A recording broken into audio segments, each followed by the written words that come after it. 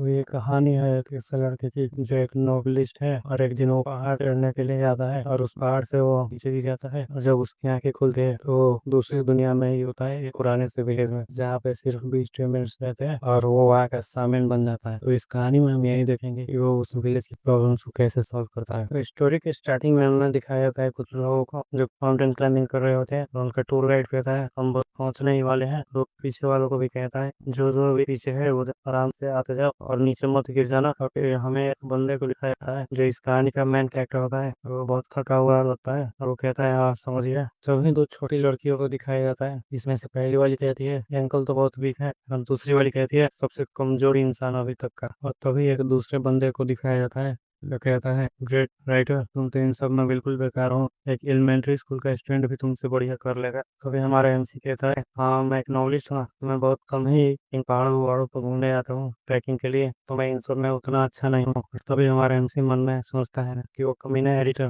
मुझे यहाँ फंसा के पहाड़ चढ़ने के लिए भेज दिया, तो वहाँ खुद वो घर पे एयर कंडीशनर में मजे कर रहा होगा। एक बार मैं घर पहुंच जाऊंगा ना तो उससे डेफिनेटली एक मैनुअल अकेले ही लिखवाऊंगा। और कभी जेस्टिक हमारे एमसी में पकड़ा हुआ था और टूट जाता है, उसका पैर भी स्लिप हो जाता है और वो उस पहाड़ से गिरने लगता है।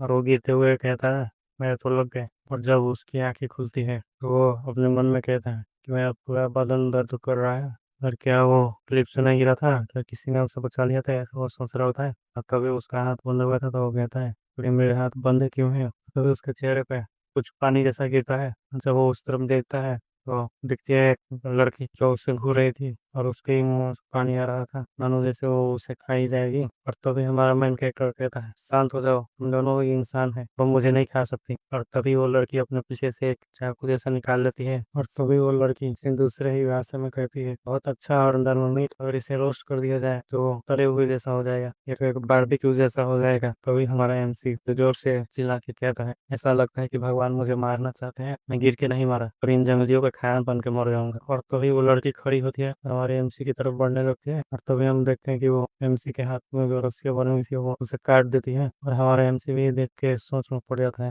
तभी वो लड़की फिर से उसी दूसरी भाषा में कहती है कि अगर मैं कितनी भी भूखी हूँ पर मैं एक इंसान को नहीं खा सकती। और तभी हमारा एमसी गौर करता है कि इसके तो सिंग और पूंछ है। तभी वो फिर से सोचता है क्या मैं दूसरी दुनिया में आ गया हूँ।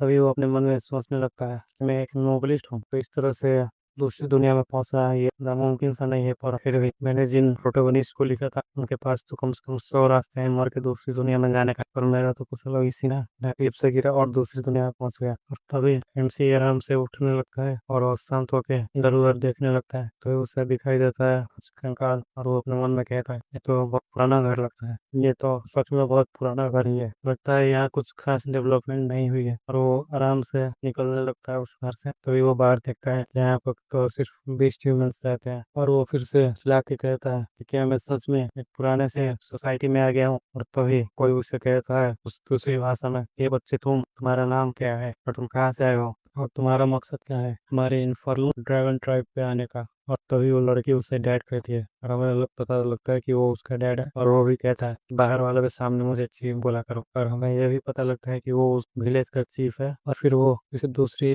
भाषा में बात करने लगते हैं तो हमारे एमसी को कुछ समझ नहीं आ रहा था, तो अपने मन में कहता है ये कौन सी लैंग्वेज है, मुझे तो थोड़ी भी समझ नहीं आया। जब तक पक्का हो गया कि ये बहुत पुरानी जगह है। और तभी वो लड़की कहती है ये कुछ बोल क्यों नहीं रहा, क्या ये आपसे डर गया है। और तभी वो चीफ कहता है हाँ शायद, दिखने में तो बहुत पतला और साफ सुथरा है, लगता है किसी बड़े ट्राइब से आया है। और सामन ने भी उसे देखने के लिए बुलाया, इसे सबसे पहले सामन के पास ले चलो। और वो लड़की हमारे एमसी को पीछे से धक्का देकर ले जाने लगती है और हमारे एमसी मन में सोच रहा होता है कि नहीं ऐसा कोई ट्राइब तो हमारे कंट्री में नहीं था और ये सिंगापुर से इंसानों के पास होना तो नामुमकिन है, या मैं सच में किसी दूसरी दुनिया में आ गया हूँ। तभी उन विलेज के कुछ लोगों को दिखाया जाता है लड़कियों को, जो कहती है इसके पास तो ना सिंग है ना पूंछ है और ना ही पंख है, ये तो कुछ अलग है। और कभी दूसरी वाली कहती है ये तो बहुत पतला है, इसके शरीर में तो बिल्कुल ना के बराबर मसल्स है, ये पक्का कोई वॉरियर नहीं है। और फिर हमारे हमसे एक और बार सोचता है उनमें कि मैं एक दूसरी दुनिया में, वो भी एक पुराने से गाँव में पहुंच गया हूँ। और वो ये भी सोचता है क्या मैं सच में अभी अर्थ पे नहीं हूँ।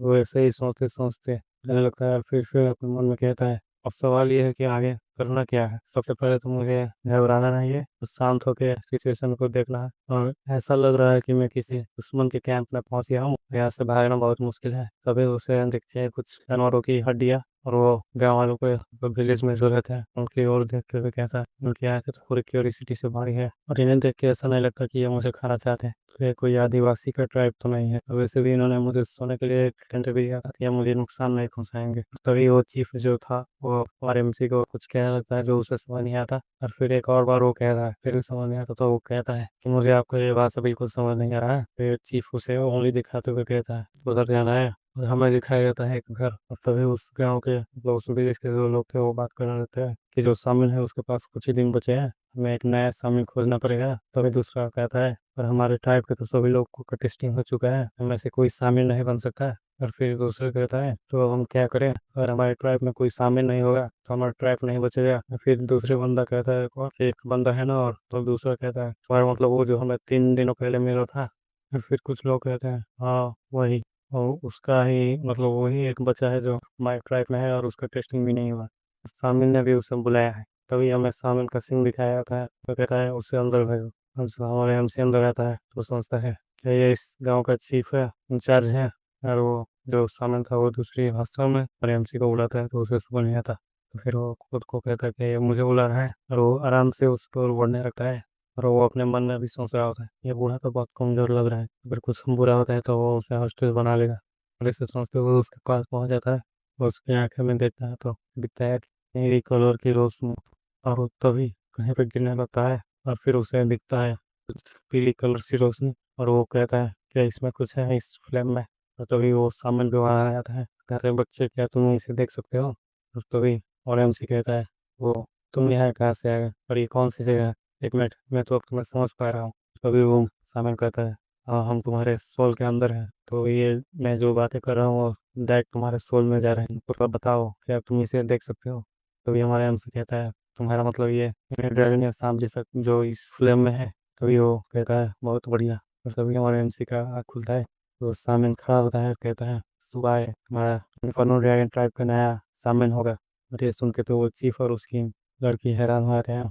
और कुछ लोग इलाके कहते हैं ये हमें एक सामिन मिलेगा तो हमारा ट्राइब बन जाएगा। तो तभी एक और ये कह रहा है क्या एक बच्चे के हाथ में सामिन का लगाई देना ठीक होगा, क्या वो संभाल पाएगा।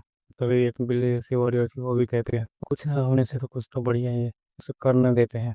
और वो चीफ भी कहता है मुझे सामिन की बातों पर भरोसा है। तभी सुबह जो मैन कैरेक्टर होता है वो कहता है कि यार मैं एक सामिन बनने वाला हूँ। यहीं पे ये एपिसोड खत्म होता है। तो ये चैप्टर वहीं से शुरू होता है जहाँ पिछला वाला चैप्टर खत्म हुआ था। तो इस चैप्टर की स्टार्टिंग में हम देखते हैं यानोहा को जो सुबाई के हाथ पकड़ कहीं ले जाने लगती है और उन्हें जाता हुआ देख के दो लड़कियां बात करने लगती है, जिनमें से पहली वाली कहती है वहां देखो वो तो सामन के सक्सेसर है ना। और दूसरी वाली कहती है उसको शायद सब लोग सुबाई कह के बुला रहे हैं, उसका नाम तो सच में बहुत अजीब है और हमें ये भी नहीं पता कि वो कौन से ट्राइब से आया है। तो फिर हमें एक बूढ़े औरत को दिखाया जाता है जो उनके पीछे से बातें सुन रही थी और वो कहती है जब तक एक नया सामन है हमारा इन्फर्नल ड्रैगन ट्राइब का टोटम नहीं टूटेगा और अब हमें इस जगह को भी छोड़ के नहीं जाना पड़ेगा। और तभी उसके पास एक लड़की और एक छोटा लड़का आता है और वो उनको भी कहती है कि अब हमें हमारे एंसिस्टर से माफी मांगने की भी जरूरत नहीं पड़ेगी। और वो लड़की भी कहती है हाँ। और फिर हमें सुबाई को दिखाया जाता है जो यानवा से कह रहा होता है क्या ये सच में ठीक होगा मुझे सामान बनाना, वो भी इतनी आसानी से।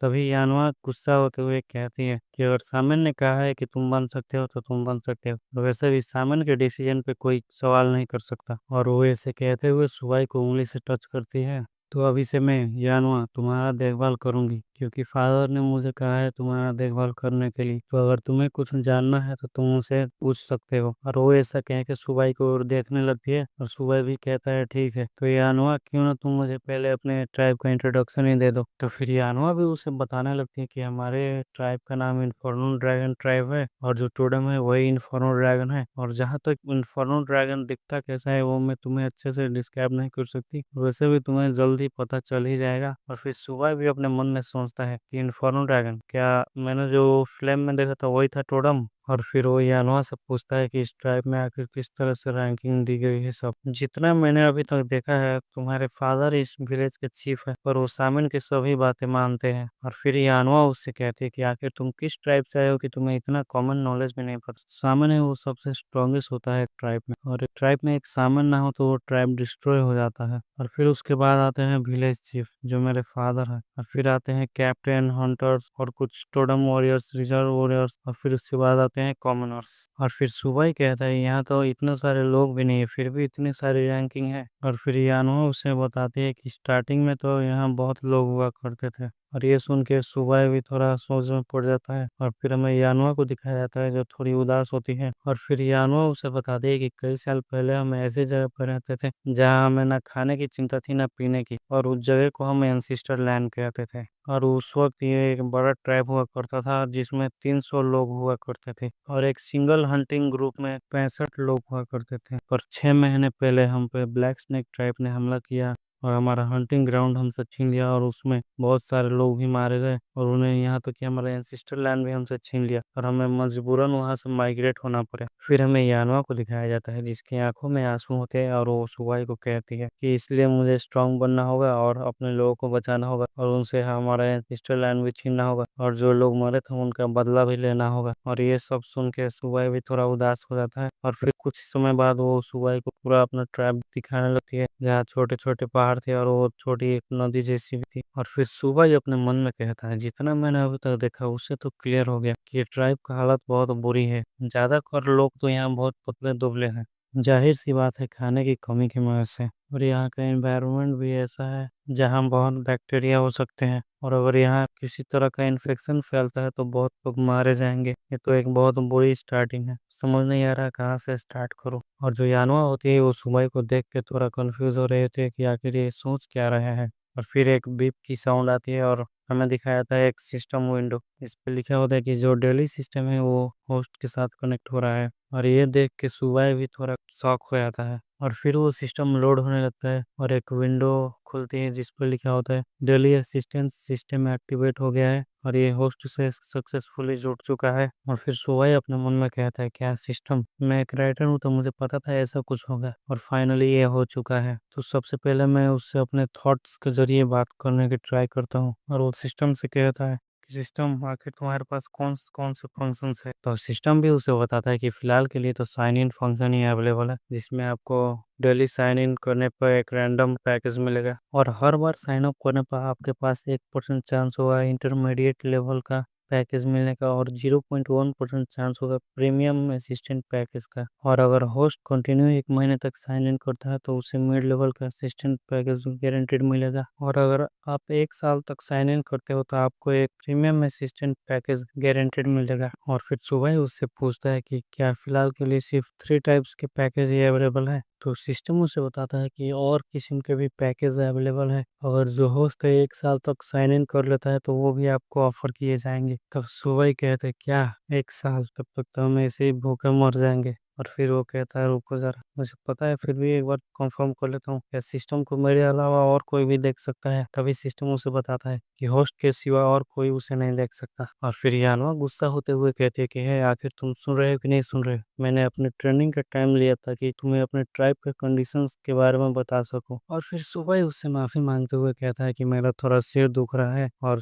यानुआ कहती है ठीक है तो चलो मेरे साथ, में तुम्हें आराम करने के लिए छोड़ती हूँ। और वो दोनों एक झोपड़ी के पास पहुंच जाते हैं, और यानुआ जो होती है अंदर जाके बैठ जाती है एक साइड में। और फिर सुबह ही वो यानुआ से पूछता है कि क्या मैं यहीं रहने वाला हूँ अब से। और फिर यानुआ भी उसे कहती है हाँ शायद तुम अब से यहीं रहने वाले हो। और फिर सुबह ही कहता है कि फाइनली एक स्ट्रेसफुल डे से अब आराम मिलेगा मुझे। और ये सुन के सुबह उस बिस्तर पे ही कूद जाता है, और यानवा इसे देख के थोड़ा शर्माने लगती है। और फिर सुबह उस बेड को सूंघने लगता है और कहता है ये कैसे स्मेल कर रहा है, ये तो थोड़ा मिल्क जैसे स्मेल कर रहा है, और कोई नहीं ये उतना बुरा भी नहीं है। और फिर यानवा ये देख के उसके ऊपर कूदते हुए कहती है कि मत सूंघो और यहाँ की चीजों को भी हाथ मत लगाना। फिर सुबह उससे पूछता है पर क्यों, तभी यानो उसे बताती है क्योंकि ये मेरा घर है। और ये चैप्टर भी यहीं पे खत्म होता है। अगर आपको ये वीडियो अच्छा लगा होगा तो लाइक कीजिएगा और इस चैनल को भी सब्सक्राइब कर लीजिएगा। अब मिलते हैं नेक्स्ट वीडियो में, तब तक के लिए बाय बाय।